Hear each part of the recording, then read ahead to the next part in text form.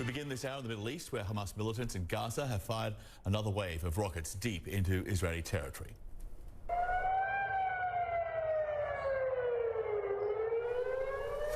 In Tel Aviv, residents scrambled to shelters as air raid sirens rang out. Most of the rockets were intercepted by Israel's Iron Dome defense system. But not every rocket was stopped, and a 6-year-old child became the latest Israeli casualty after a missile hit a residential building in the country's south. The IDF says more than 1,500 rockets have been fired from the Gaza Strip since Monday.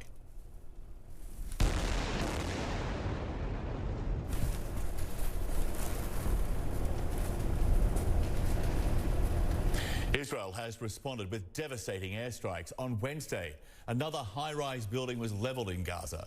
The Palestinian Health Ministry says 67 people have been killed. That includes 17 children. Israel insists it's targeting Hamas intelligence officers.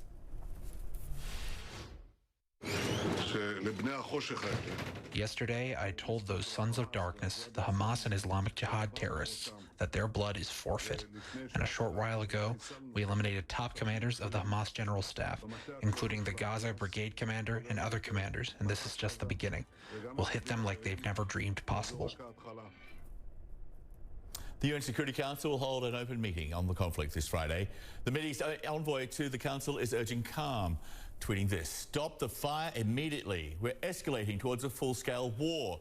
Leaders on all sides have to take the responsibility of de-escalation. The cost of war in Gaza is devastating and is being paid by ordinary people." The UN, he says, is working all sides to restore calm, adding, "Stop the violence now." But the violence is not stopping. The airstrikes and the rocket fire are not the only problem, and they may not even be the worst. Arabs and Jews who've lived side by side for decades in cities across Israel are now turning on each other. Riots, beatings and arson attacks. Videos we're about to show you are graphic. Some viewers may find them disturbing. The first shows a right-wing Jewish mob just south of Tel Aviv trying to lynch an Arab driver. He was wounded and taken to hospital. Another in the town north of Haifa, an Arab mob attacked a critically wounded Jewish man. And the local mayor says 70 years of coexistence has been trampled. As the calls to de-escalate are ignored, innocent people on the ground continue to suffer the worst consequences. Ben Wiedemann has the scene from Gaza, and again, a warning. Some of the images in his report are disturbing.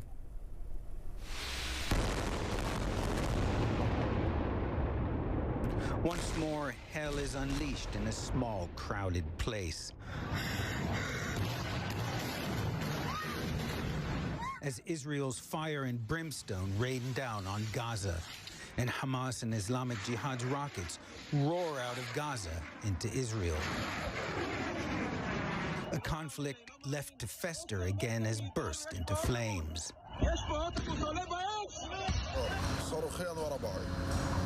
We heard an explosion, 2 rockets, one after another, says Gaza resident Rifat Rifi. I found my 18-year-old granddaughter dead. My son was injured in the head, and his other daughter had a broken leg. By Wednesday midday, more than 50 people had been killed in Gaza, according to the Palestinian Health Ministry. Among them, at least 14 children. Hundreds have been wounded. In Gaza, where 80% of the population are refugees or their descendants, once more, they're made homeless. At 6 in the morning, we were told to leave because they were going to bring down the building in front of us, says Abdulaziz Abu Sharia. We ran out and waited in the street for 4 hours, and in the evening went back and found everything destroyed. There's nothing left. Neither the militant factions nor Israel show any signs of backing down. Israel has mobilized reserves and is moving tanks toward Gaza, while Hamas has put out videos of its rocket teams. The message clear. Escalation appears inevitable, and all the death and suffering that go with it. Ben Wiedemann, CNN, Jerusalem.